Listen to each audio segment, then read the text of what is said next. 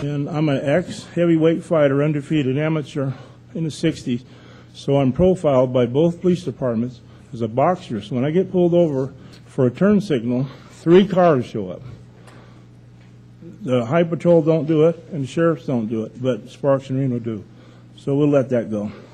Lieutenant Hawkins is very good at taking care of a lot of the little problems. Recently here, I had to go to court.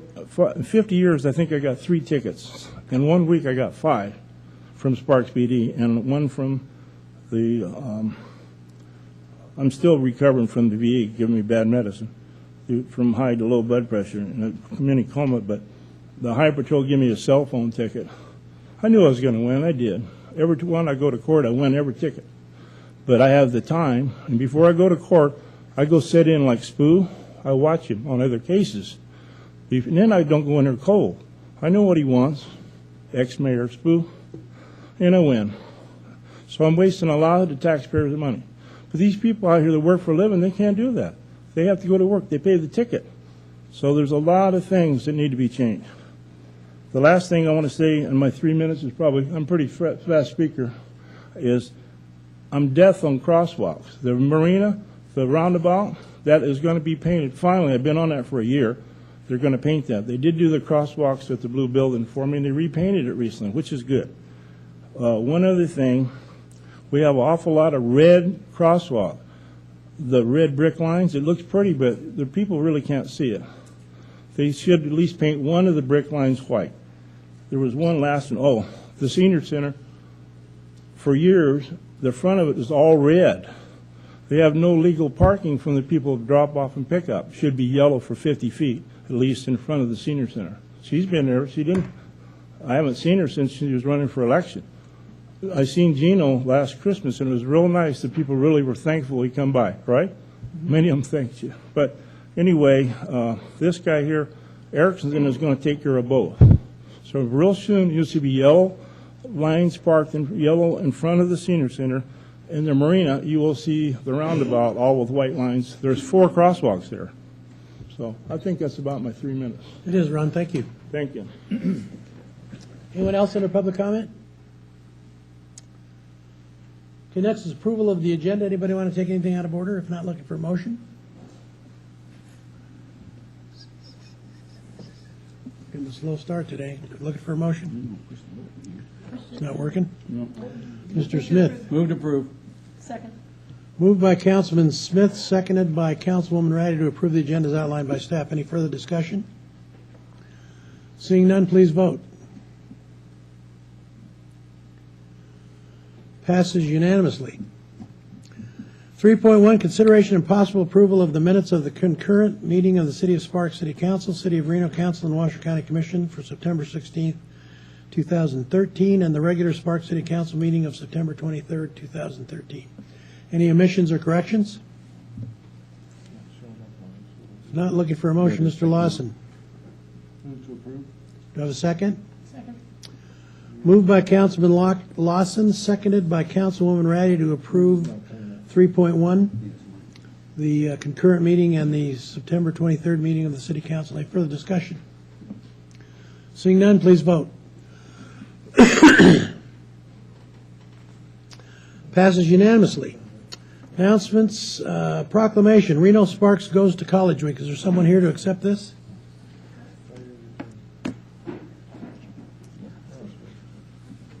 Come on down, ladies. I'll read the proclamation and present it to you, and then I'll give you a few minutes to say a few words if you'd like. Proclamation, whereas the Washoe County School District is celebrating the Reno Sparks Goes to College Weekend campaign, and whereas designating Reno Sparks Goes to College Week will demonstrate our commitment to increasing educational opportunities for our area's youth and will inspire students to attend the college fair on Saturday, November 3rd, 2013 at the Joe Crowley Student Union on the University of Nevada, Reno campus, where they will be introduced to the college search and selection process.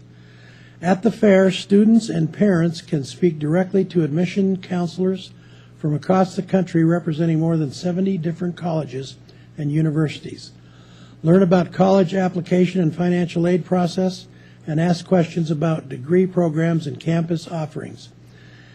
And whereas additional services to help our community plan a path to college include collaboration with high schools and junior high schools to encourage attendance at the fair, participating in interviews on local radio, television, news stations on college access, partnering with colleges and universities to offer visitation programs for students, and encouraging high schools to incorporate discussions and activities promoting college attendance. Now, therefore, I, Gino R. Martini, Mayor of the City of Sparks, Nevada, do hereby proclaim October 28th through November 3rd as Reno Sparks Goes to College Week. Thank you.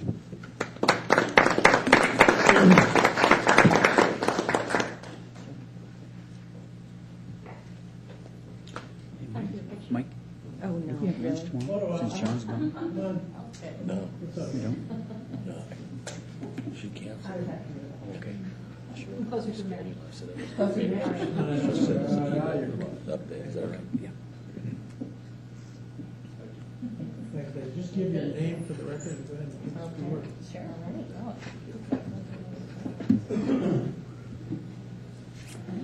Angie Pilkington. Christy Smith. Thank you again for giving us the proclamation. This is our second year. Both Reno and Sparks have done this for us, and we're excited because last year was a nice proclamation. This year we're actually expanding our activities. The schools are actually doing more activities during the week to promote a college-going culture. In addition to the Reno College Fair that's been going on for 30-plus years, we're expanding as a district. They're doing a co-event next door. We have the event at the Joe Crowley Student Union, and next door at the Knowledge Center, they are doing a career clusters event that we're hoping will bring in more middle school kids and freshmen to our event to start getting them exposed to the world of work and what sorts of careers are out there. That it's not just about going to a four-year college, but we're placing that emphasis on getting some sort of post-secondary education once you graduate from high school. So we're excited about that. I know that at Spanish Springs High School, where I work, we are doing several spirit days. We're working with our leadership to have a Pack Pride Day, where you been, where you going, alumni, future school type day, and then a career day that will tie into our site career day. And McQueen is doing something very similar, yes. So we're excited to have the support of both the City of Sparks and City of Reno as we continue to build that post-secondary education mindset in our community. So thank you for Great. your support. Thank you, ladies, for being here. And I think it's not too early ever to start with, telling kids about college and showing them the benefits and those kind of things. I know when I was in high school, we didn't start anything until I was a senior in high school, and by then a lot of people had made up their minds on other things. But this is good. The younger, the better that they get Exactly. to know the advantages of going to college. I think the better off they are. Any other questions, Mr. Smith? Just one, and I wasn't here last week, but I want to congratulate Spanish Springs High School on their Roar video. Oh yeah, that's right. Isn't it an incredible video? Incredible. I mean, I it's I just saw it the other day, so what a team effort. yeah, and we're hoping Katy Perry will come and kick off, since it's the 25th. She'll be, No, we're not supposed to officially know until Friday. Somebody knows. she'll be here in but- 2 weeks at our next meeting. Yeah, exactly. So we're hopeful. I mean, come with it's an exciting thing for our school. Yeah. Her and Joan. Yes. Well, exactly. To be the top 5 of 1,000, I think there was Right. over 1,000 videos that were submitted, and it really is a top-notch video, which speaks to Spanish Springs C3 Media program, because the kids did all of that. It wasn't professionally done, so it's exciting. Thanks, ladies. Appreciate Thank it. you.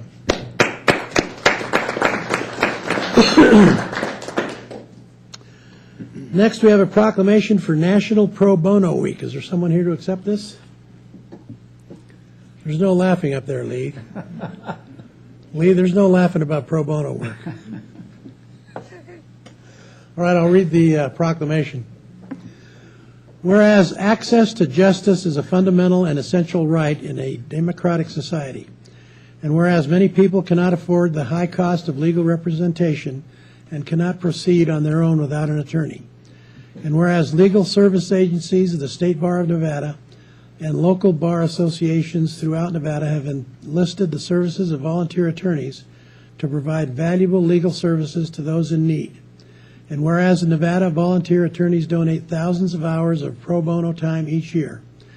And whereas the innumerable contributions of volunteer attorneys enable many people to receive legal assistance they could not otherwise obtain. Now therefore, I, Gino R. Martini, Mayor of the City of Sparks, Nevada, do hereby proclaim October 20th through the 26th, 2013, as National Pro Bono Week. Thank you.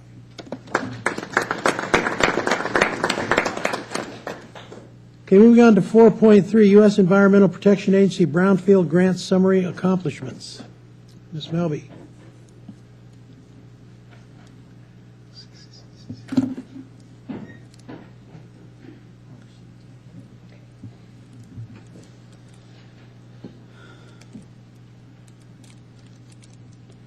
Good afternoon, Mayor and Council. I'm Karen Melby, Senior Planner. With me today is Kathy Bramuller and Tom Nix with Converse Consultants. They have been my consultants on this project for the Brownfield Grant.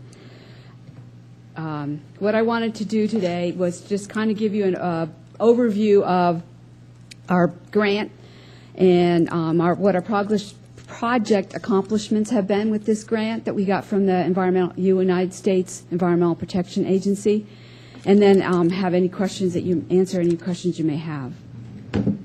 The Brownfield program was a grant that we got from EPA to help our community clean up and clear some properties for redevelopment.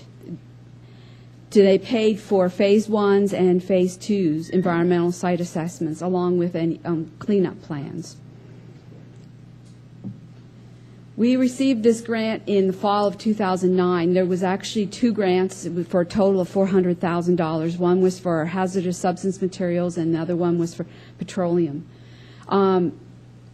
We decided with the grant that we were going to concentrate on properties within the redevelopment districts. The goal of the grant was to identify properties that may have real or perceived environmental issues and that were potentially blocking the redevelopment of these properties. This map here, we've identified the properties that we've done. There are 5 properties in the Audi Boulevard area, 1 property in the Marina area, 8 properties along Prater Way, 11 properties within the Victorian Old Sparks area, and 5 properties in Conductor Heights area. We assessed 30 properties and have cleared 28 of these properties for redevelopment. We conducted 8 samplings and accomplished 11 samplings. Or actually, 28 was our goal that we committed to EPA, and we did actually 30 parcels. We had a commitment of 8 parcels for sampling, and we actually did 11 parcels. We did only 1 cleanup plan because we only found 1 property that actually had something to clean up. We were committed to do 4 with the EPA, but if you can't find anything, you can't find anything. Where was that property, Karen? Do you The remember? one that we did? It was 1600 Prater. It's what the Al-Anon is using as their parking lot. There was some, that was an old gas station. Yeah, There was some yeah, petroleum. gas station. But we have cleared 28 properties for redevelopment. The other benefits that this program has brought to the city is we have the sale of 2 city-owned parcels for redevelopment, which are now on our tax rolls. We, as I said, cleared 28 properties for redevelopment. Private property and public property owners were able to assess their properties and find out if there were any environmental issues on their properties. And we also encouraged infill in some of these properties. A couple of the examples are on the picture here on the left is the old pawn shop down at 816, 819 Victorian, and they demoed that building. Now it's the B Street Cafe. That was one property that we helped with this. And then the other property, one of the other properties, we're only giving you 2 samples today, but the other one is 1410 Sullivan, which is now where they're building the affordable housing project called Aspen Village. So there has been the 5 properties that have been sold as a result of the Brownfield grant. There are actually 9 properties actively being marketed right now, and then we've got 2 properties are pending construction. That concludes my presentation. I'd be happy to answer any questions. Questions for Karen? No questions? Okay. Thanks, Karen. Good program. No. That's a good program, and it looks like we took full advantage of it, so. Yes, we will. The grant ends actually the end of this month, and we'll have spent just about every penny of it. Good. And it's exciting that we got to exceed what we had initially committed to. That's a great project on Sullivan, taking care of that property. Yeah. That was an That'll eyesore be, for what, sure. 43 homes, Yeah. I think? An eyesore for sure. Thanks, Karen. Uh-huh. Appreciate it. Yeah, thank you. Okay, let's move to consent items. 5-1 through 5-9. Anybody want to pull a consent item? Because seeing none, I'm looking for a motion. Ms. Ratty. Move to approve 5.1 through 5.9. Mr. Schmidt. Moved by Councilwoman Ratty, seconded by Councilman Schmidt to approve consent items 5-1 through 5-9. Any further discussion? Seeing none, please vote. Passes unanimously.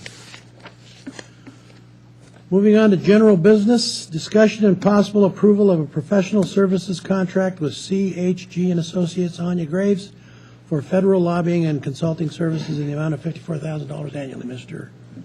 Mayberry, Ms. Graves. Good afternoon, Mr. Mayor, members of the City Council. I'm Adam Mayberry, your Community Relations Manager for the record. The item before you today is renewal of our federal lobbyist contract, CHG and Associates.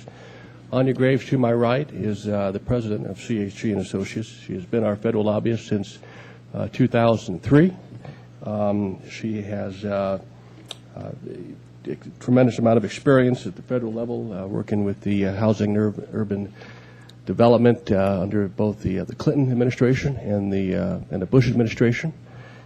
She has a specialized in representing state and local governments, and has strong connections with the Department of Transportation, Energy, and Homeland Security as well. She has over 17 years of experience. She's our link to our nation's capital, tracks federal legislation for us, ensures that we stay connected and communicated with our congressional representatives in Washington, provides counsel and guidance to us on federal matters as well.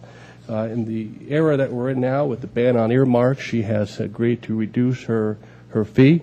So the contract is for $54,000, an annual renewal for 4 years following the first year. Anya is to my right, and she's here to take any questions if you have any questions for her or myself. Questions for Anya or for Adam? Mr. Smith. Anya, are they talking to you now? Who? Anybody in Washington, back in federal government? Are they talking to anybody? They are. Are they? I was up on the Hill last week, and most of the House members were there and holding hearings and markups. On the Senate side, it was a little bit quieter, but there were lots of folks hard at work in your senator's office. But it was quite a bit more subdued over on the Senate side.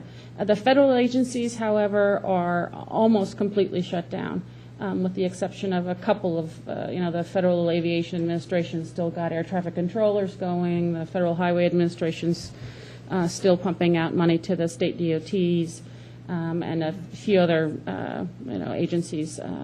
But that will probably slow down even more starting in November, if a deal isn't reached here in the next couple days. Thank you. Anyone else? Okay, looking for a motion. Whoops, Mr. Schmidt. Go ahead and do a motion to go ahead and approve item 6.1 is outlined. Thank you very much for your time back there. I didn't realize that you've been with us almost 10 years now, so it's a good thing. Thank you. Mr. Smith. Definitely second it. Thank you. Moved by Councilman Schmidt, seconded by Councilman Smith to approve. Any further discussion? Seeing none, please vote.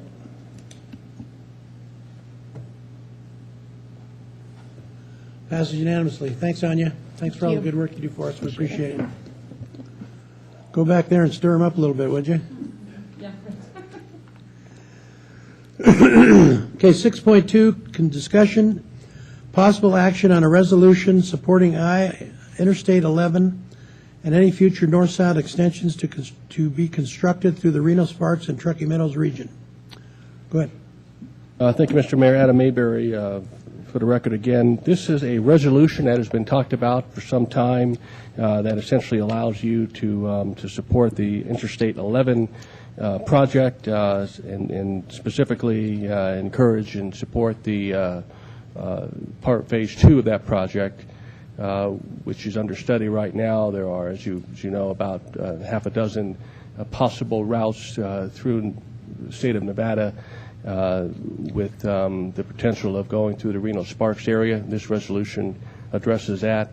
Later on this week, if you should have all received some correspondence from the Nevada Department of Transportation. They're having a stakeholders meeting that will outline the results of the studies that they've done on some initial studies they've done on the corridors from Las Vegas through the northern part of the state. The Phase 1 of the Interstate 11 project is underway now in terms of the study and what's anticipated, and that would be the connection between Phoenix and Las Vegas. Phase 2 is that part that I think all of us are mostly interested in, is that part between Las Vegas and northbound. So this resolution provides for your support of the Interstate 11 and the corridor through the Truckee Meadows region.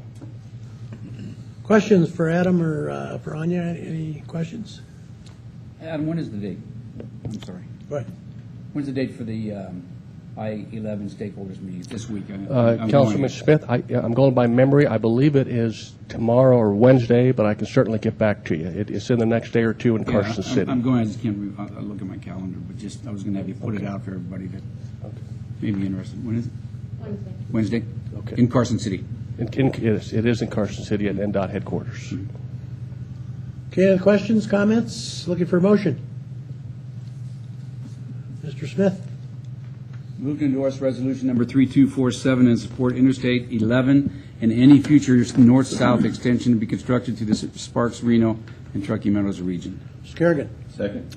Moved by Councilman Smith, seconded by Councilman Kerrigan to approve 6.2. Any further discussion? Seeing none, please vote. Passes unanimously. Thank you all. Thanks. Next is 6.3, consideration and possible approval of an interlocal cooperative agreement with the Regional Transportation Commission of Washoe County for projects included in the RTC's fiscal 14-15 program of projects. Mr. Hale and Mr. Martini. Thank you, Mr. Mayor. Before you today, seeking approval of the interlocal cooperative agreement for this coming, or for the 2014-2015 plan of projects with the RTC. To my left is Mr. Hale, and he has a brief presentation for you. Thank you, John. Mr. Mayor, members of the council, I'm here today to present for your consideration our annual interlocal cooperative agreement that will be our the basis for our 2015 street and highway program. Just a very basic presentation, and then I'll attempt to answer any questions that you may have on the program. Overall, we have a $2.9 million investment in pavement reconstruction and $9.4 million in preventative and corrective. Now, the $9.4 million also includes a $2.1 million project that will mill and overlay Prater Way and El Rancho in FY15. That $9.4 million investment is a lot of bang for the buck there. We're spending about 40 cents a square foot as opposed to $7, $8 a square foot. So things are going right in our rehab program. And contrary to the TRIP report that came out last week, the roads in Sparks, all roads in Sparks rate an 82 in our system, where 75 is the low end of good roads. The RTP roads in Sparks are 86, so we are making some good progress there. We're delivering $250 million in 2014 and 2015 road construction. Next slide. Some of the highlights of the program include fully funding the remainder of the Southeast Connector or Veterans Parkway Southeast McCarran Phase 2, which will add a lane on McCarran from Miraloma up to Gregg Street and construct noise walls. And then we have about $2.1 million in final design money for Fourth Prater design. That's a complex of projects that's about $16 million in construction, which we don't have funded yet, but we're hoping for the possibility of some federal funds in late 15 or 16 timeframe. And then we have some corrective work. That's where we go in and mill and repair, mill and fill areas on El Rancho, Springland Drive, which is actually Sparks Boulevard to Sycamore, and then Franklin Way under the limits shown. Does anybody have any questions on any of the work that we propose? Mr. Ratty? I don't necessarily have questions about the work that you proposed, but the report that you referred to that came out and rated our roads locally as being some of the worst in the nation. So is that in other communities besides Sparks? Well, or they do you disagree with the specifically report? mentioned that those are Reno roads, but that data comes from NDOT, so it is based on NDOT routes, but you don't hear that mentioned in the public report that So was it's released. only NDOT routes through. So it's also a different measurement system than what we use. We use pavement condition index, which measures all types of distress in the pavement. That just measures the quality of the ride. So that would have included, say, Glendale, possibly I-80 before they reconstructed. It was 2011 data. Also McCarran, and we reconstructed the piece of McCarran, Southeast McCarran, the first half of that in 2012. So there are some roadways that have since been improved. So you think it's a combination of timing, a different set of data, and it's only focused on Nevada roads? Absolutely. Or NDOT Yeah. roads? Okay, thank you. Anyone else? Okay. Looking for a motion. Where are we at? 6.3, Ms. Ratty.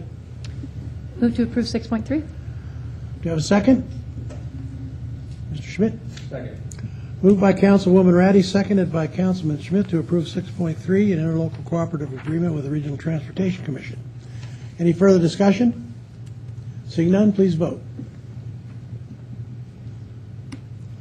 Passes unanimously. Thanks, gentlemen. you. Appreciate it. 6.4, consideration and possible approval of an interlocal agreement regarding appropriation of $4,750,000 to the City of Sparks for the North Truckee Drain relocation project by the Truckee River Flood Management Authority. Mr. Hummel. Thank you, Mr. Mayor. For the record, Andy Hummel, Utility Manager for the City of Sparks. This item before you today is a fairly straightforward agreement with the Flood Project Management Authority to provide Sparks with $4.75 million in funding towards the North Truckee Drain relocation project. It's not a whole lot of strings attached within, so thought I'd just open it up if there's any questions anybody needs answered. Questions for Andy or anyone? Mr. Schmidt. Not necessarily about the cooperative agreement, but when do we actually go to bid to make sure we've got that bids are going to match the grant or the agreement? Yeah, the bids currently scheduled to be on the street October 23rd. Okay, so end of November. Yeah, November 20th is our opening our date. due date. Okay, so then we'll know if we're covered or not on everything. Yeah, they have it in there that the $4.75 million would basically cover conveyance structure, excavation, and backfill. Our estimate for that is about $6.5 million. And we're making up the difference out of our fund. Mm-hmm. Thank you. Yep. Anyone else? Yikes, it's time. Looking for a motion. Mr. Smith. I move to approve an interlocal agreement regarding appropriation of $4.75 million to the City of Sparks for the North Truckee Drain relocation project by the Truckee River Flood Management Authority. Mr. Schmidt. Second. Moved by Councilman Smith, seconded by Councilman Schmidt to approve 6.4. Any further discussion? Seeing none, please vote. Passes unanimously. Thanks, Andy. Looking forward to getting to work on that deal. Next is 6.5, discussion and possible action on the shared federal framework. Mr. Mayberry. Mr. Gibson.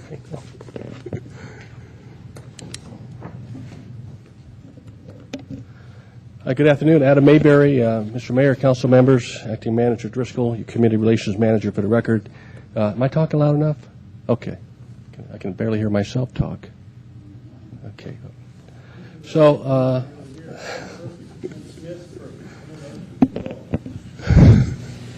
the item before you is the shared federal framework. Just take you back a little bit. A couple of weeks ago, if you may recall, at the last City Council meeting, we had a discussion about the concept of the shared federal framework. Lee Gibson is helping us spearhead this effort, along with former Congressman Porter. The focus here is really to speak with one voice. Some questions remained, particularly of the structure of the framework, and the framework implies just that. It's not intended to be a specific priority project base, but rather a high-level project.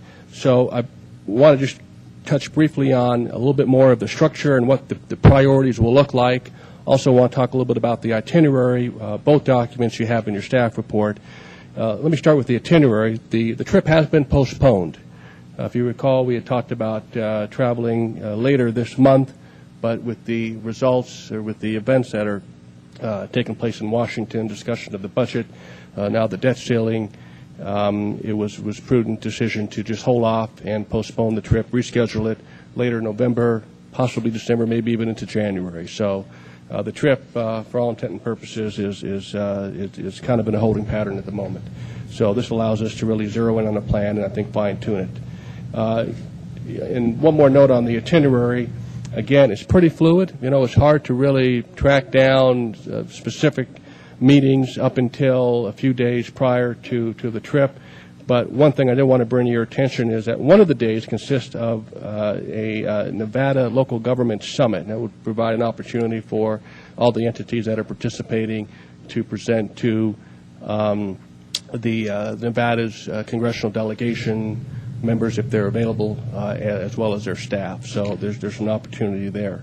And I do, again, want to emphasize that from a Sparks perspective, this does not usurp what we currently do in terms of working through our congressional delegation, our own lobbying efforts, our own relationship building. That will continue. The Shared Federal Framework program merely complements what the city is currently doing.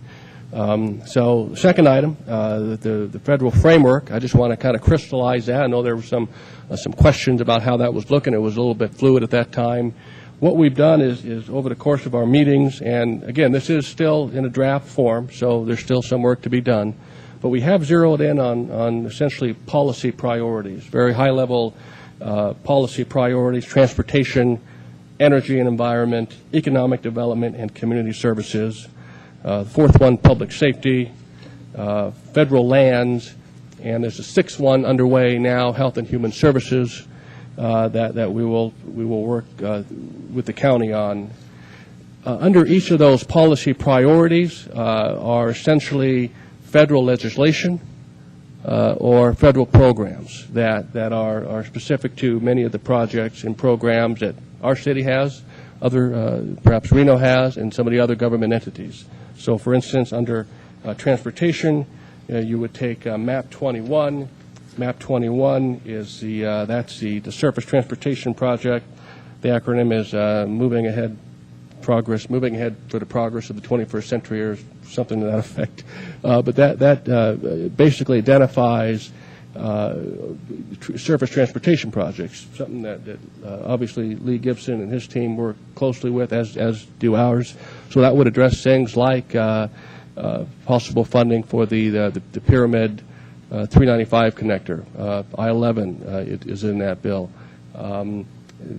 Improvements to Interstate 80, the 4th Street Parade Way corridor. So those are some programs within that piece of legislation, and therefore that becomes a priority for us. So that's an example of essentially how this framework kind of works itself out. You take energy and environment. You're looking at the water bill. That's the Water Resources and Development Act, and that bill is specific to the flood control project. There's a bill that has, in fact, passed the Senate, but the House version is waiting floor time. So those are the kinds of priorities that this federal framework will have in it. So you have the high-level policy priorities, followed by 5 or 6 federal pieces of legislation or federal programs that all of us will speak to one voice on. So I wanted to get that in front of you and hope that crystallizes a little bit of some of the discussion that we had about 3 weeks ago. Again, be happy to talk more details. The trip has been postponed for, again, next month or two. So, Questions for Adam or Lee? Mr. Kerrigan. Thank you, Adam. The only problem I have with this draft, and it is a draft, but when we're on here as a requesting entity and we've never discussed this as a city council, that bothers me. And one of them I'm just going to point out is the Marketplace Fairness Act. We've never talked about that, but yet we are the requesting entity. So I have a problem with that. okay. Okay, if we're going to put our name on something, all the rest, I checked it out. We've talked about all the rest, and we're on board from what I can see. But when you come up with the Marketplace Fairness Act, we've never discussed that. So I always have a hard time seeing the City of Sparks on there requesting entity when none of us have talked about it. Okay. So that's my only problem with, when you do that. I know it's a draft, but I would like to at least talk about it, because when I looked it up online, I could only find 2 Nevada federal reps that are even signed off on it, and that was Horsford and Amadig. So it probably hasn't gone to the Senate yet, but I didn't see Reed's name or Heller's name on there. So to me, I think if we're going to put our name on something, okay, we have enough time that we can bring it back and talk about it rather than just say, oh, we're going to, because maybe we're not. Maybe some of us, I'm just saying. Does that make sense? Duly noted. Ms. Ratty, and I think the Legislative Committee may have talked about it. Ms. Ratty. I was just going to say, Gino and I and the Legislative Affairs Committee talked about it, and I think that was our bad that we all forgot to bring it forward. So I apologize for that. I don't know that we talked about it specifically in the context of let's make sure that we request this in the shared federal framework, but we discussed it in one of our committee meetings. So apologize for the lack of follow-through on that. We can bring it forward. We'll definitely. Question, I attended the last working group meeting, and so it looks like, so now in the introduction, Health and Human Services has a category, but then it doesn't look like maybe the Health and Human Services stuff has been sorted out through the rest of the document. Is that a fair assessment? Thank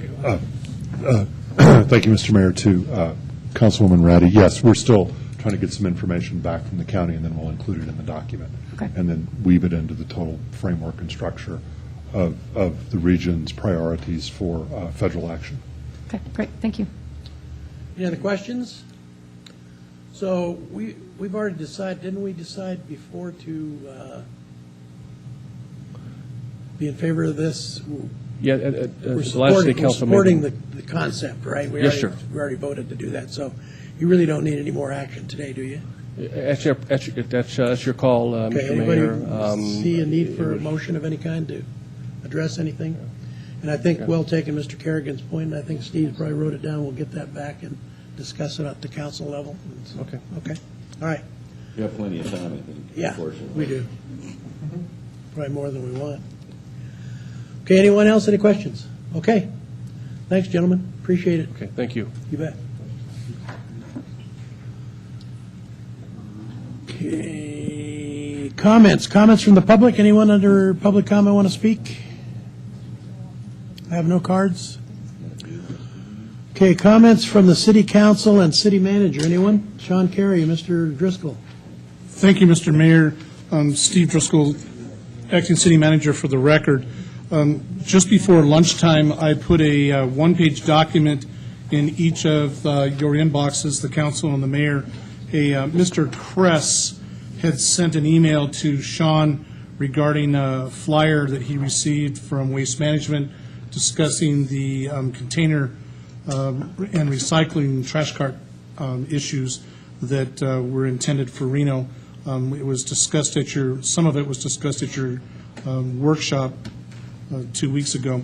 So he actually had a letter. He was saying that he's not able to attend to do something for public comment. And so you have a choice, sir.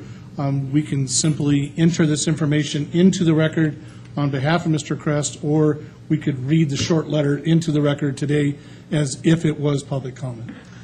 Hey, why don't you enter it into the record and then make sure that we get it when the workshop, when we discuss this again, make sure we bring it up.